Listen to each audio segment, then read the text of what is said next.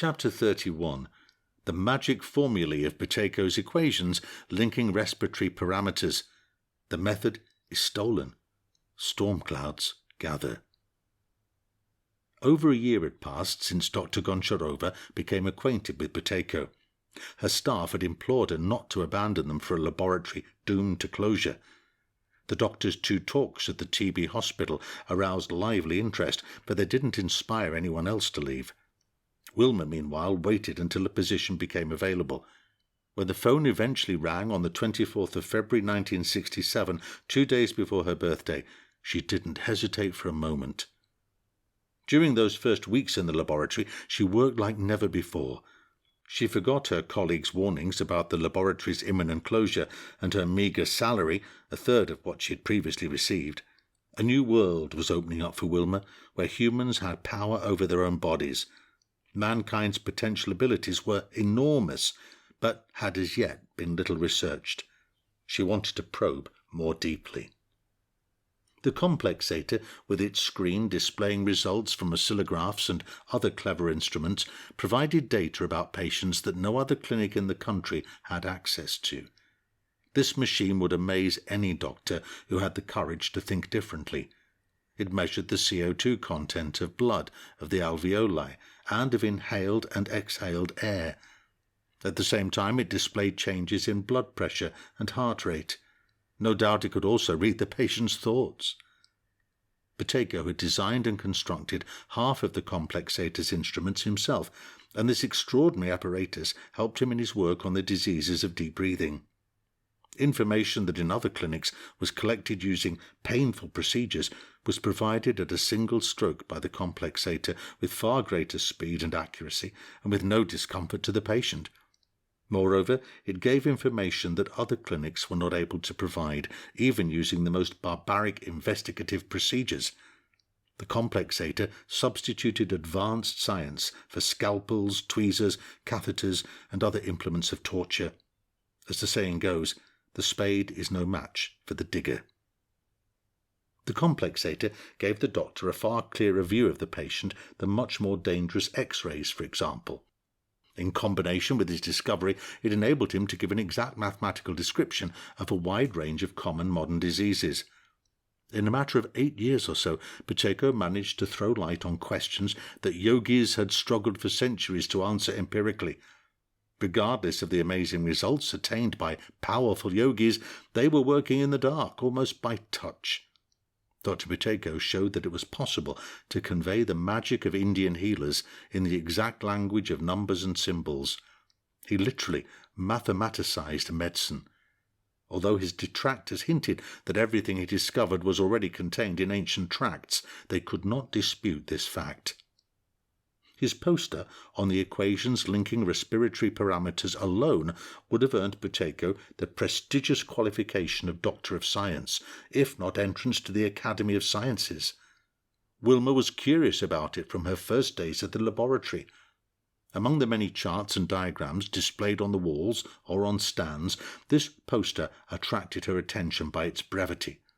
4 simple equations, which reminded her of school, were clearly written in black ink on white paper. The first said, R brackets mmH2O, close brackets, equals 76.31 minus 7.44 times CO2. "So, you're interested in our calculations?" asked Buteyko, noticing that Wilma couldn't tear her eyes away from the poster. She nodded her head vigorously in reply. "Yes, very. It's the first time I've seen mathematical formulae in a clinic." "They're the basis of our work," said the doctor, standing with his legs slightly akimbo and looking at the poster through narrowed eyes. "You won't see anything like them in any other clinic in the world." "But what does that mean?" Wilma pointed at the first formula. "Ah, that's an amazing thing. I had to make a lot of sacrifices to have the chance to show it to you and other visiting doctors, and to put it forward for publication in journals." The doctor's kindly eyes darkened. "You see the problems we have here?" He gestured at the cramped laboratory. "We work in poor conditions. We don't have enough staff or money for equipment. At least I managed to build the complexator before the persecution started." She could hear the bitterness in his voice. I've been hounded and hounded, and yet I could have avoided these problems. A proposal was made to me." He shrugged his straight shoulders. "I could have a first-class laboratory and the best employees. I could investigate the implications of my discovery for days on end. Oh no, not abroad."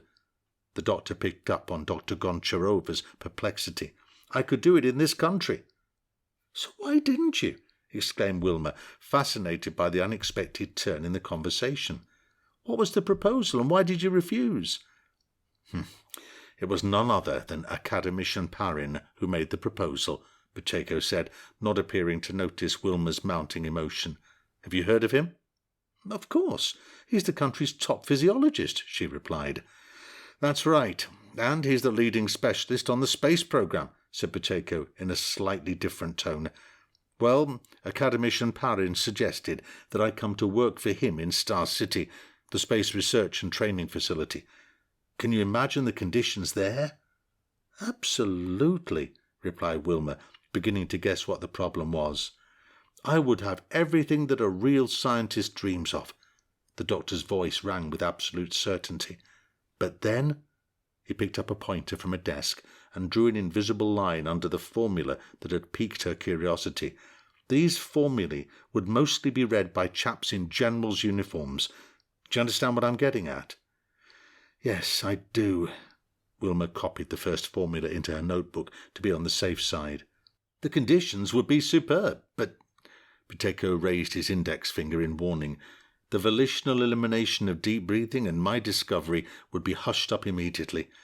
Try telling patients about them then, or publishing in foreign journals. You'd be banged up for betraying state secrets, like Academician Parin was himself." The doctor gave a bitter laugh. "All Parin had done was to share some of his medical discoveries with his American colleagues, with permission from his superiors. That's how it is." Buteyko took a step closer to the poster. "Everything in this life must be paid for. The academician wanted to help sick people, even if they were in America, and he was put in the slammer. I don't want to follow his example, which means I have to put up with persecution and difficult circumstances instead of working at Star City.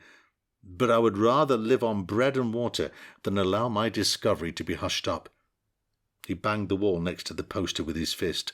"Just one person saved by my discovery outweighs all the advantages of a secret laboratory." But surely you're exaggerating," Wilma blurted. "Maybe it wouldn't come to that. Aren't they human in the upper echelons? Surely some of those generals must be sick, or their children. Maybe they wouldn't make you keep everything secret. And just think of the wonderful conditions you would have for research." "Oh, you blessed innocent." Buteyko broke into a coughing fit. "It has all happened before. Why do you think we in the Soviet Union have heard so little of Haldane and Priestley's theory that the breath is regulated by CO2? Their monograph was published here in 1937, and that was all. It was because the British Navy and Air Force took an interest in their discoveries." The doctor slapped his knee in indignation. "We're only interested in making war." He folded his arms. "The atomic bomb is another example. I don't want my discovery and method just to contribute to our country's strategic aims. I don't want them just to be used to teach Air Force pilots and Navy sailors how to set records for endurance. That's what happened in Britain, and the sick people who could have benefited from Haldane and Priestley's revolutionary theories got nothing. I want to heal people and save them from death, not to see them killed because pilots flying at high altitudes and sailors on submarines have been trained to breathe less. Yes, they would be ideal soldiers for low oxygen conditions, but I want people to be super healthy, not super killers. Medicine should be given to the sick, and not to those that make our species sick." Wilma saw that the doctor was very keyed up. "Mankind is already mired in depravity and war. Who knows where it could lead?" Buteyko took his head in his hands. "But this I know for sure. The modern world can only be saved by reason, and reason alone. Take this formula. By finding the value of R in patients with asthma, hypertension or angina, or any other disorder induced by deep breathing, a doctor who is trained with us can determine the extent of the disorder's progression. You see, R represents the resistance of the bronchial tree to the flow of air inhaled by the patient, expressed in millimeters of water. In a healthy subject with a CO2 level of 6.5% in his body, this resistance will be around 31.7 millimeters of water. In a patient with a reduced level of CO2, it will be higher, in exact proportion to the extent that the patient's body has been damaged by deep breathing. It's very simple, as you can see, but neither doctors nor patients know about these formulae. Often the stage of progression of a disease is unclear, and yet here it is, expressed by an exact mathematical formula. So, what can I do? In order to avoid my current problems and persecution, I would have to hide these and similar formulae in the comfortable prison of Star City. The doctor's eyes blazed. No, and again no. Even if my difficulties were multiplied by 1,000, even if I end up on the gibbet or in the madhouse, these formulae will remain accessible to anyone who needs them. Pilots and sailors can find out about them on an equal footing with everyone else. Any scientist who can kit out a laboratory like ours can provide a completely accurate diagnosis. Any patient who knows of their existence can request such a diagnosis from doctors and doesn't need to put up with, for example, a bronchoscopy that produces such inaccurate results but causes such unbearable suffering to the patient. These formulae were my achievement. The doctor smoothed his untidy hair. Yes, we're poor and oppressed, but our formulae and blueprints can be displayed at any conference. People take photos or write them, or else learn them by heart. You could say they're alive. Buteyko affectionately stroked the poster. People throughout the country are learning about them. Foreign journalists attending medical conferences in Moscow jot them down. They're being printed in foreign journals, and hopefully one day the whole world will be talking about them. The doctor raised his head in pride. Science, particularly medicine, must be international. People fall sick all over the world. Can we really afford to be isolationist? And what do the other 3 formulae mean? Questioned Dr. Goncharova, ever the keen scientist. Which ones? Asked Buteyko, somewhat taken aback by her unexpected interruption while he was in full flow. Those ones. She read aloud the remaining 3 formulae. Well, you already know what CO2 is, said Buteyko with a smile. RR means the respiratory rate per minute, and the BHT is the breath-holding time in seconds. The 4 formulae connect the parameters of respiration. Wilma immersed herself in the vast ocean of Buteyko's discoveries during her first weeks in his laboratory. It was all so fascinating that she had no wish to return to mundanity. However, she was soon forced to when it turned out that people came to Buteyko's laboratory not only to acquire experience, they also came to steal. Wilma met one of these thieves in April 1967. People had different ways of celebrating the 50th anniversary of the Bolshevik Revolution. Some celebrated it with scientific and medical achievements, others with grand larceny. Everyone would consider stealing 100 rubles a crime for which a court would pass sentence. But for some reason, Dr. Zagoyeva from Kazakhstan didn't consider it a crime to publish Buteyko's discovery under her own name. And instead of a prison sentence, she even got a patent for a discovery that wasn't even hers. This took her less than a year, when Buteyko hadn't managed to get one despite his 15 years of work. When Dr. Goncharova met the full-figured, rosy-cheeked doctor from Alma-Ata, she could hardly have expected such unusual abilities. Only her feminine intuition picked up on the insincerity of Dr. Zagoyeva's artificial smile. Buteyko, however, didn't receive many visits from doctors with PhDs, so he greeted Dr. Zagoyeva, a head of department in the Kazakh Research Institute for Tuberculosis, with especial warmth. "Show her everything, from beginning to end. Answer any questions," he instructed Natalia Voronova loudly, after he'd talked to their visitor for half an hour. Wilma tagged along. "It's amazing, simply amazing," Dr. Zagoyeva continually exclaimed as she explored the laboratory.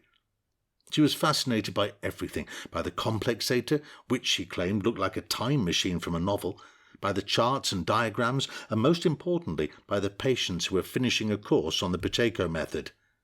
She was particularly impressed by the fact that they included TB patients. When she learned that Dr. Goncharova was a TB specialist, Dr. Zagoyeva positively radiated happiness. Dr. Zagoyeva spent 10 days or so at the laboratory. She studied the entire course on the method and wrote copious notes about the VEDB and diseases of deep breathing in her large green notebook. She examined the complexator from every angle and talked to cured TB patients. Before she left, she thanked Dr. Buteyko for his generosity. She loudly deplored the fact that the method was neglected by mainstream medicine and that Buteyko had not received a patent for his method. "It's terrible that they haven't given you intellectual property rights in 15 years, she exclaimed, narrowing her eyes. "So many people come to visit you. Someone could easily publish your findings under their own name and then just try to sort it out." "But what can I do?" asked Buteyko, making a helpless gesture. "To be exact, I filed an application 5 years ago, and it's still with the authorities.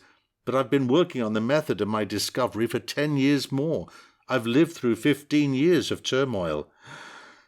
"Good heavens," Dr. Zagoyeva almost groaned. "How bureaucrats make scientists suffer." "Never mind, Doctor," she gently took his hand. "You have supporters, and I hope their number grows daily. They will help you. You can't keep a treasure like that secret." She turned to the complexator. "Your discovery deserves the highest awards. Personally, we all—" She glanced to the sides, as if literally looking for support. "We all are willing to make every effort. You must believe that." Even after Dr. Zagoyeva had left the laboratory, Wilma couldn't get rid of an uneasy feeling. She couldn't explain why even to herself.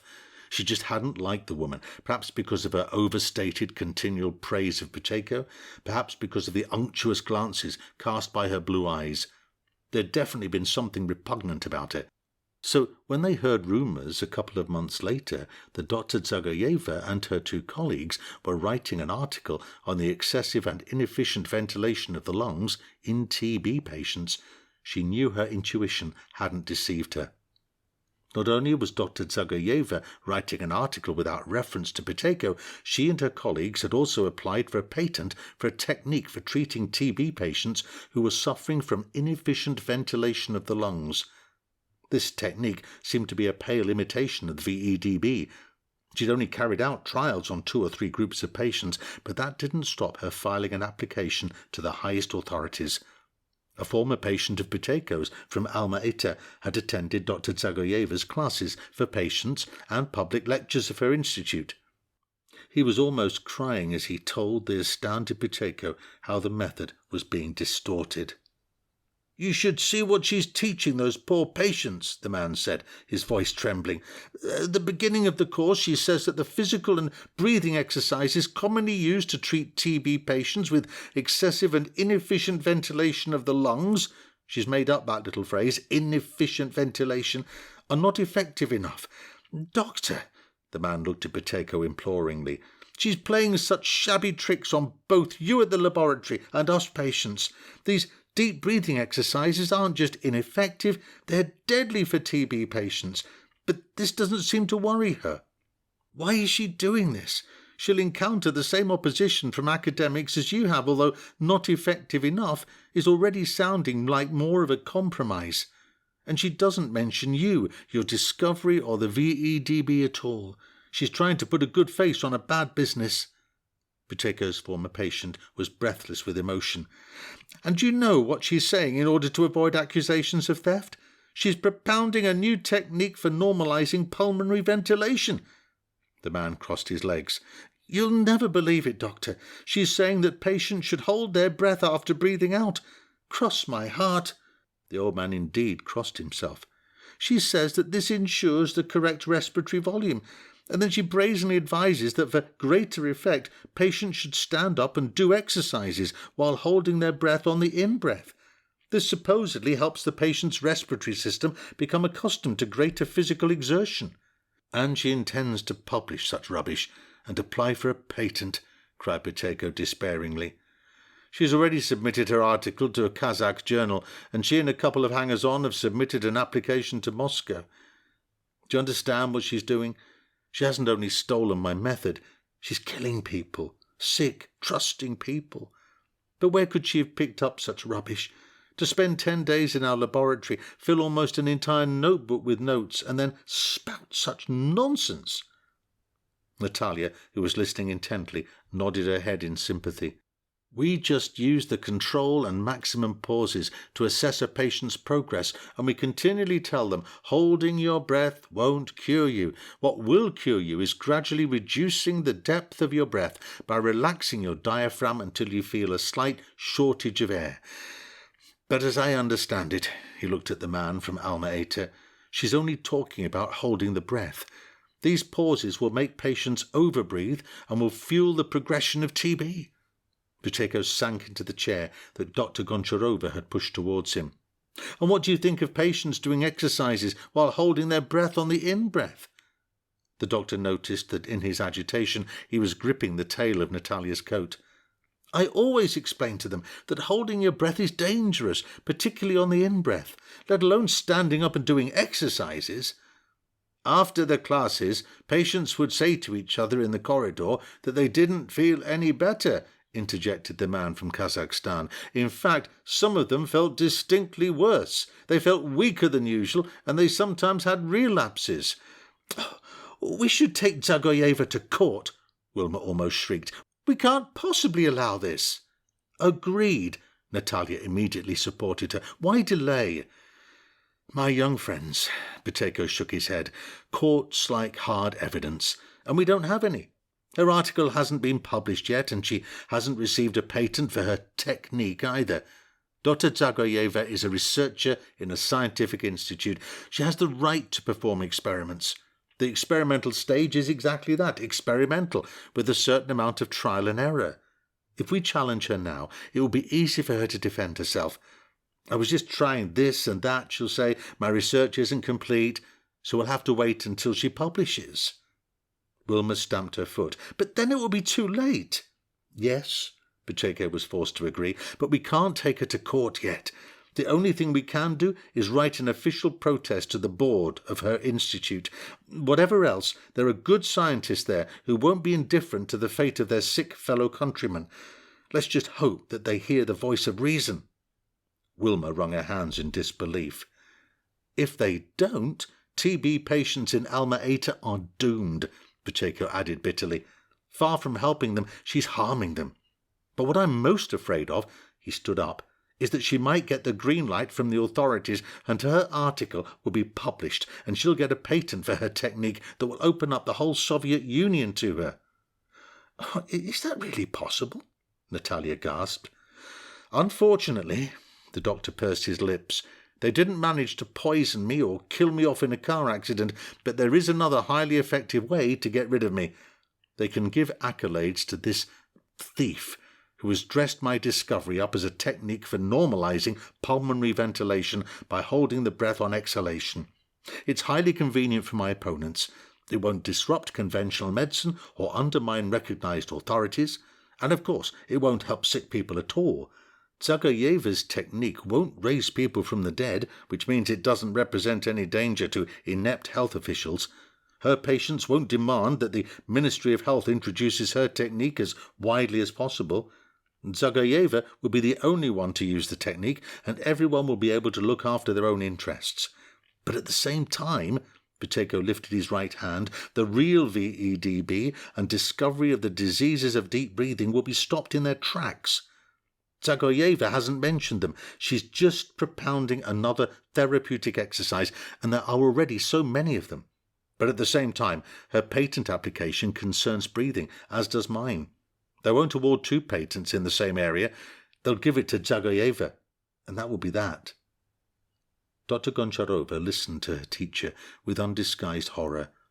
Despite her experiences of official medicine, fictitious employees on the payroll, the head doctors drunk and cavorting with officials in her office, she still couldn't believe it.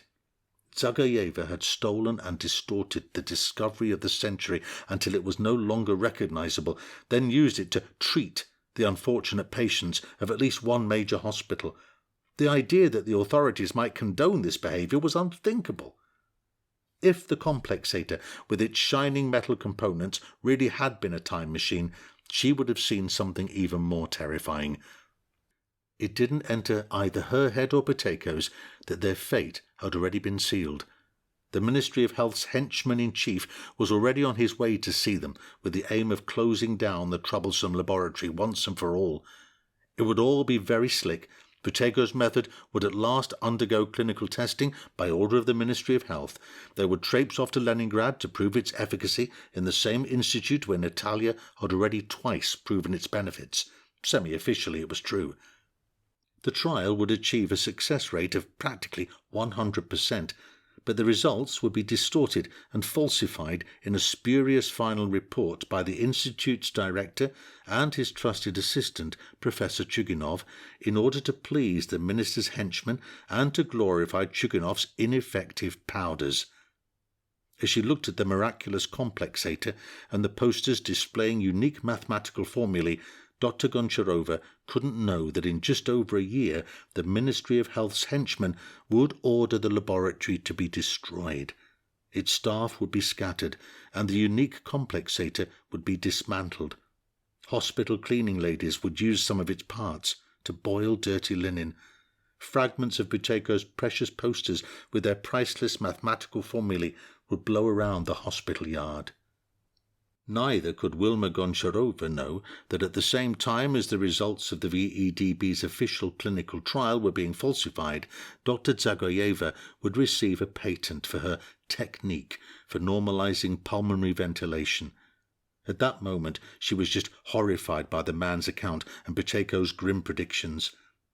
No one in that room could have predicted that soon the official who held their fate in his hand would cross the laboratory's threshold. Their research team would be disbanded, and the millions of patients whom they might have saved would be condemned to an inexorable death. This cruel act would sweep away an ocean of human life, orphan countless children, and leave behind it a multitude of women who would never know the joys of motherhood. Nothing could stop it, and the laboratory would be consigned to oblivion for long, dark